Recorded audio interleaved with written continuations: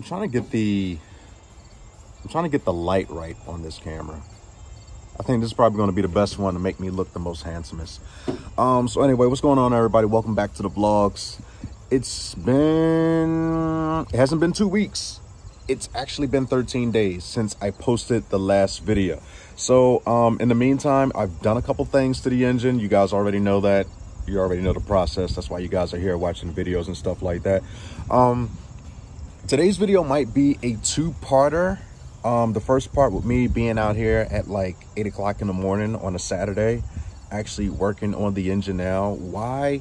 Because the neighborhood has been like ridiculously loud, like basically between like parties. And it's amazing how like the neighborhood's gotten louder, more music and more parties now that school has started than it was when like school wasn't in. But it's kind of weird. So anyway, today's video is going to be about wiring. I'm going to show you guys a little bit of other little knick-knack stuff that I've done also. And getting back to previously what I was talking about how this is going to be a two-part video. It may be a two-part video. It all depends on Amazon. Big shout out to Amazon. That's like what I've been getting most of my car parts from for like the past couple weeks. Why? Because they actually been like the most quickest and actually the most reasonably priced. So once again, big shout out to Amazon. This video is not sponsored by them, just giving them a big shout out. Excellent customer service, by the way. So yeah, I'm gonna show you guys a couple things of what I've been doing, a couple things of what I bought, little small details. I mean, like, you guys can copy off of me part for part. It's really not necessarily required. If that's even like a word, necessarily. I think it is. So come on in, come take a look at this, and I'll show you guys what's going on. It may be a short video, I'm not sure. Why I said it was going to be a two-part video, because I'm actually waiting for a couple parts that I decided to switch over instead of actually doing myself. But I'll show you guys down, you know, here. Come on, let's take a look. Okay, so I'm gonna do it now before I quickly forget. So this is like the injector clip style that I need currently for this engine. Why I say for this engine? Basically for the injectors that I already have. So the injectors that are inside this motor require this type of connector. Okay, so if you guys come and look, I have, ooh, that was a sunburst right there. I have this style of connector here on my wire harness.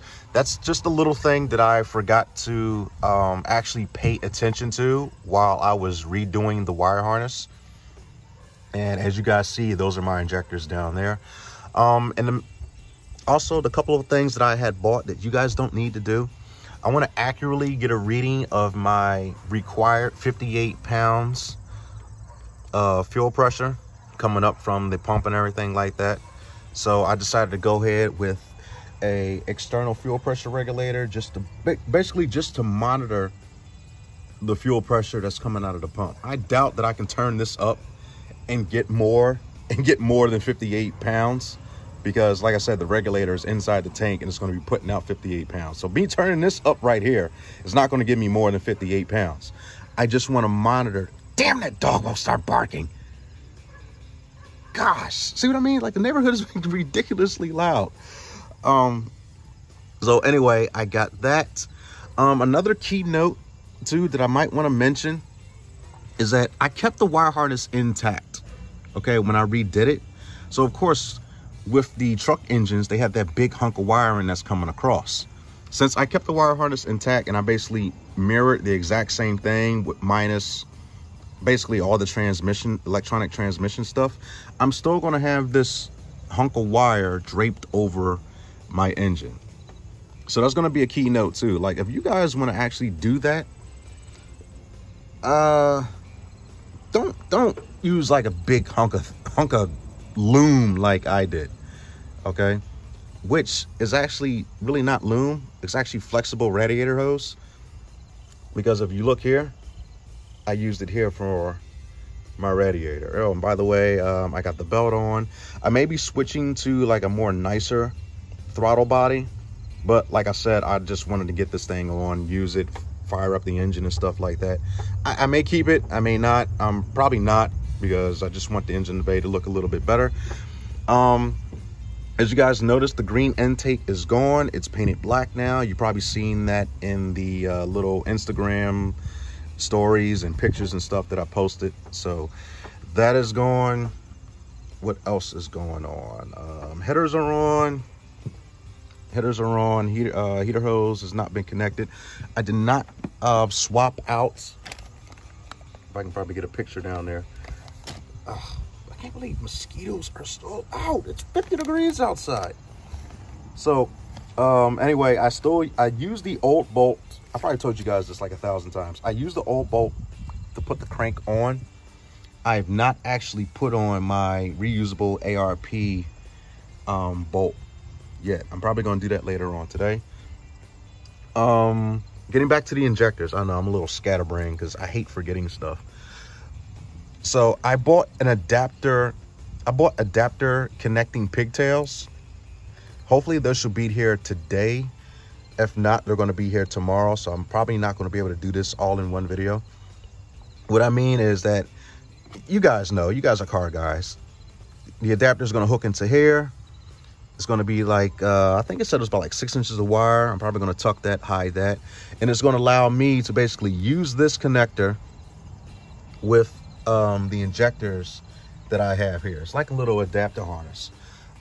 Could I have spliced these into the harness? Yes, I could have. Now, the reason why not to do that is because I don't know. It's just like an old wives' tale. Because you can probably come across like some unknown resistance in the wire, and with the different thickness of the wire or something like that, you can cause a boo-boo. Like it's always recommended that if you're able to get like an adapter harness or do any type of plug and play, it's always recommended to do like a plug and play instead of a cut and splice, if that kind of makes sense to you guys. I really can't fully explain it, but for those of you who probably had disastrous results from a cut and splice versus a connector, you know what I'm talking about. All right, so moving on to the little meat and potatoes here. Oh, wait. What else? What else did I want to talk about before I quickly forgot? Pressure regulator, harness. All right, so let's get back into it. All right. So it looks like today's video is going to be actually sponsored by the neighbor's dog. So, what I'm gonna do? I'm probably gonna kill this mosquito first. Don't call PETA. So let me show you guys what's going on here. All right, so this is the 6-cylinder computer. I'm not gonna say ECM, PCM, ECU, whatever, because a lot of people get confused with that type of terminology anyway. The computer, okay? So I'm gonna run through the connectors here real fast. So this connector here, what was this connector? I really can't remember. This is a horrible video. Horrible video. How can I explain this? Let me start over. So I'm trying to articulate my words here. That way everyone actually understands what the heck is going on here. Okay. So once again, the 6-cylinder computer. Now, if you walk over here, here are all the connectors right there that go to that 6-cylinder computer. Now, integrated here in the wire harness, okay, there was a connector that was basically bridging off the readings coming from the computer, the wire harness and everything like that, sending a lot of those signals into the BCM and into the car and stuff like that, such as, you know, gauges, mill light, aka the check engine light, stuff like that. The BCM is taking over the other stuff, such as, you know, seat belts, windows, blah, blah, blah, other types of crap like that. Okay, walk with me here. So now, this is what I was talking about. Let me get my hand out of the way so you guys can see. Okay, so from that wire harness, from over there, what we just came from, down to this wire harness, and that is the connector right there, and then the rest of it is getting bridged and like this. Oh my god, freaking that needs to be my freaking mascot, a mosquito. Ugh. All right, so anyway, pardon me. So anyway, like I was saying, the wires that were integrated connector going into the rest of the car. What you guys are going to do is you're going to keep this. Okay, walk with me here. Walk with me. And mostly, if you did your wire harness correctly, or not even, yeah, really, I'm gonna say correctly. So basically, if you did your wire harness like me, with a non-electronic trans, remind you, because remember guys, all this here, pink is key on, orange is, what was orange? Orange was constant power, and all the other wires should be labeled. And I know I had enough. Here we go. We got some more stuff over here. Check engine light, mill light, you know, AC. Where is it? I know I had another wire somewhere. There we go. Duh, dude, you're dumb. See here? Fuel control, high pressure for the AC and stuff like that. And then I got like this one long wire. I'm probably going to shorten up. This one is the tax signal. See what I mean? So you have your vehicle speed circuit. That's the 4K one. If you see right here, this one here is for the check engine light signal. This one here is for the high pressure switch of what? I have no idea. It just says high pressure switch. Fuel level sensor, so forth and so on. Okay, because I know you guys are going to be doing your wire harness and you're going to be like, oh my God, why do I have... Because if you use the website that I linked to you guys, I think it's lt1swap.com. If you use that website and if you do your wire harness like me, you're going to have some of these wires left over. So once you guys are done, you're going to be like, what the fart? Why the hell do I have so many wires left over? What are these going to go to? Okay, now is the time for the explanation. Because these are the wires that are going to be getting tied into this harness, part of the harness right here. Now, if I'm doing my reading and my calculations correctly, everything should work just as if this engine came in the car. Why would it not? You see what I mean? Because you're integrating all the wires from, you know, your new PCM, you know, you got all the connectors and everything going, getting spliced, all the connectors is blah, blah, blah. All the leftover things like this are getting tied into the connectors. I mean, the, not the connectors, the wires that are right here. Now, also granted, that's going to be another question on you guys' head. You're going to be like, wait a minute, dude, I see about 20 freaking wires right here, and you only shown about 5. Okay, I'm gonna just do a comparison right there of great and minimal. You're right. The reason why you have so many wires, because you just are gonna have shit left over. That's all. And a lot of that stuff is gonna be transmission readings, okay, and stuff like that. A lot of stuff like cruise control, I'm not gonna be using any of that. So that's why there's a great difference in the wiring right there. That's why you see like 20 wires down there and you see about like 10 or 5 wires over here. So yeah, that's basically what you got to do.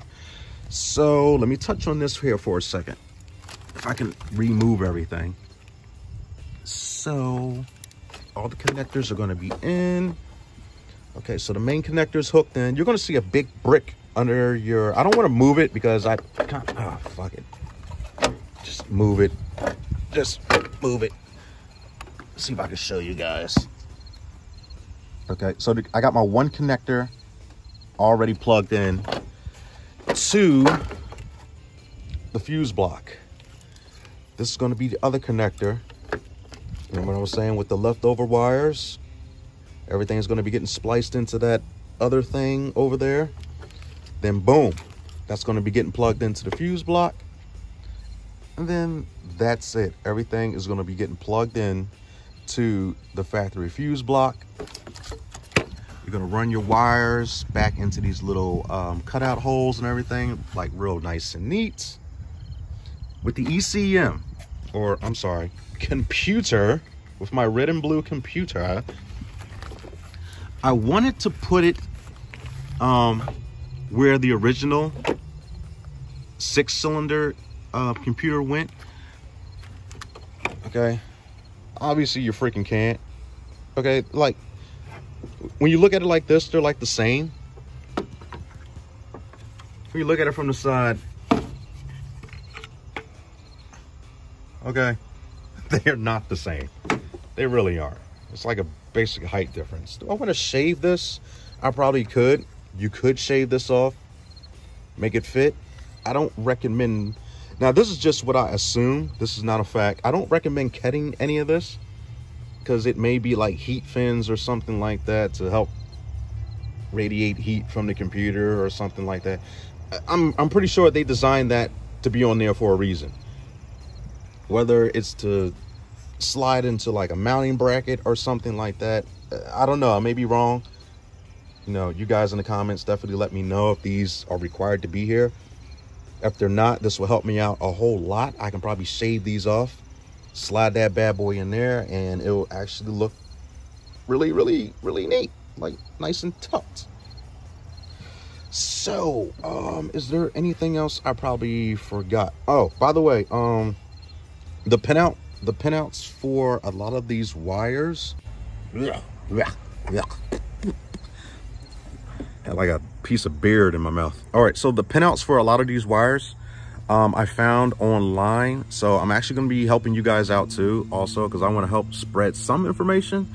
I don't want to give you guys all my little tips and bits and stuff like that, because then everyone is going to be raising the price of 6-cylinder Pontiac G8s out there, and I won't be able to buy another one for really, really cheap, because then everyone's going to be like, damn, you can really V8 swap a base model G8. It's got this guy on the internet, he did it, and it looks freaking good. I can do that. So yeah, I kind of do want to show you guys what to do. I don't want to give you guys all my tips and tricks, but I am going to help you guys out and post the link to both websites where I got the diagrams from. One is going to be lt1swap.com, and the other one's going to be basically a Pontiac G8 forum. That's going to have like all the pinouts, all the wiring and stuff like that. Really, all you're doing is connecting your old wires to the new wires. Okay, so if it says, so off your wire harness is going to be which one? Fuel pressure, fuel tank pressure wire. Okay, so from the 411 PCM or wire harness, your 5.3 wire harness, got your fuel pressure sensor wire. On the body of the car, you're gonna look for that exact same wire. Boom, boom. Cut and splice. That's basically it. All right. So I'm gonna button this up a little bit, kind of show you guys what I'm doing here, and all right. I'll just give you like a little montage before I close out the video. All right. All right. I'm telling you, I really need to put that on the shirt. So anyway, it's been a couple hours. Of course, it's Saturday. Got to run out with the family. You know, the kids got to do chores and stuff like that. Amazon delivery, no bad mouth on them. They're just running a little bit late. But this part of the video is really not necessary. Just wanted to give you guys an update of what's going on. So, like I said, I was waiting for the injector extension wires. That's the proper way to call it. I'm still waiting on those. I'm going to hook those up. I'm going to see if I can probably tuck this harness somewhere, but most likely that's where it's going to be, because that's just how the harness was. I'm going to clean up a little bit of the wires here, probably extend some of the wires, because like right here, my alternator wire was actually a little bit short. I'm probably going to extend this wire here, that way I can tuck this back a little bit, because you can see I don't have much room. And let's get to the meat of this potatoes. So everything here is actually kind of basically hooked up. Like I said, pinks are going to the pinks. All the wires from the 5-3 wire harness are getting tied into the body harness and the electrical harness that originally came with the fuse block. So basically, like I said, if you guys follow my steps, not really steps, but like guidance on how to do it, like every wire that's mismatched, how can I word this? Let me see. What's a good one? What's a good one to probably reference here? Like these are the wires that I have left over. Why? Because I just got other stuff to do right now. So I'm gonna still continue to tie those into the vehicle harness that's right here. So like I said, if you labeled your wires, okay, see, look, here we go. Here's one right here. Like the serial wire going to the BCM, the body control module. You basically just match it up. Get the wire diagram for the vehicle. You match it up with this wire that's coming off of this harness for the car. And you just cut and splice and, you know, crimp everything together. Here's a little tidbit for you guys right here. The tack signal wire. You can see like how this wire is basically like 3 feet long. You can get a tack signal from like an injector coil or something like that, or you can get it from a fuel injector. From my previous knowledge, just on like LS engines, it's best to get your tack signal from an ignition coil wire. Which one? I'm thinking the pink one. Which one was it? Yeah, because they're all different. So if you were going to get it from over here, let's see if I can, there we go. If you were going to get it from over here, I think you would tie it into the pink wire. I'm really not sure. I have to do some research on my own, because basically I'm going to be going to cylinder 1, and I think I have to go to, there we go, got to zoom in a little bit. I believe I have to go to that first pink wire right there just to get my tag signal, because a fuel injector pulse, from what I see, is about like 90% accurate. It's still good, but it's 90%. So if you can get 100 or you can get 92%, just go on and get it. So the engine bay is looking a little bit, let me stand back here. The engine bay is looking a little bit better. All the wires here are getting tied in together. I'm gonna, you know, clean up this wire harness, probably eliminate some length here. It's amazing how like I left the exact length on these wires right here when I probably could have trimmed them. But over here, I probably could have extended these wires to actually tuck this part behind the engine. It's weird. So I mean, hopefully you guys are taking little side notes on what to do and what not to do. But everything so far has basically been cut and dry. You're just doing R&R, remove and replace. That's it. You're taking out the engine and the trans, you're putting it in with your new engine and trans. You're eliminating, if you're going with a non-elect transmission like how I did, I eliminated all the wires that controlled the electronic trans. So basically I'm just left over with engine wires only. Those engine wires, all sensors, connectors and everything, obviously those still remain. Everything else that's left over, like another example here, fuel tank pressure sensor, your vehicle speed circuit, like all those wires that are going to be left over, like I said, guys, you go and get the pin out for the vehicle itself. I left the link. I'm going to leave a link to that in the description down below, so that's going to help you guys out too if you want to do this step. And like I said, you tie it into the X2, I believe it's X2, the X2 connector of the vehicle. And I think this is going to be a good location for me to mount the computer. It's previously where the old computer was, but like the old computer basically sat up under like that, under the fuse box. This, like I said, this one is way too big. I'm going to mount it on the side here. See if I could probably cover it up a little bit. That way water and all the other stuff doesn't rest inside the wires and start rotting things out. So I'm probably going to turn it down and cover it, or I'm probably just going to cover it all together. Clean up these wires over here. All the hoses are on, plugs are in, headers are on. The batteries are charged up. I just have to top this thing off with a little bit more fuel. I think I had like half a tank of fuel in it. I'm going to check. What's next? Only thing I got to do is put oil in this thing. Well, check the oil rather, not put oil in it. I got to check the oil, make sure I got my 6 quarts or 5.5 quarts, whatever this thing takes. And the next video is going to be trying to see if I can probably get like a thumbnail or something like that right now. So the next video is going to be me like what else is there for me to do, guys, besides fire up this engine? So yeah, that's probably going to be the next video. When am I going to post it? I'm going to try and post it this coming Thursday. I'm going to try for Thursday because I got to buy some HP tuner credits, unlock the PCM, delete VATs, fire this thing up. I'm pretty sure it will crank right now, but with VATs still being, that's a long gray hair. It is.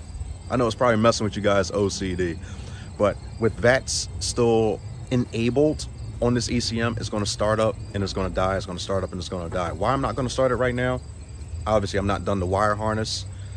And I want to clean things up a little bit. That's all. Make sure no wires get snagged, nothing gets cut. Check my coolant, check my oil, and fire it up. So anyway, I want to thank you guys so much for watching today's video. I know it's been like 2 weeks. I told you guys in advance that I wasn't going to be really posting. Like the videos are going to be posted like every 2 weeks just because I had other stuff to do.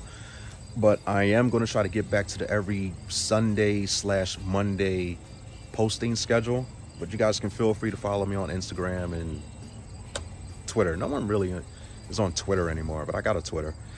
So I promise you guys, next video is going to be me firing up. It's either going to be me firing up the car or me doing a vlog going down to the drive shaft shop and getting the drive shaft made. It's 50-50. So either video you guys are going to like and you're going to love. Make sure you definitely drop a like on today's video, and I will catch you guys later. Yeah.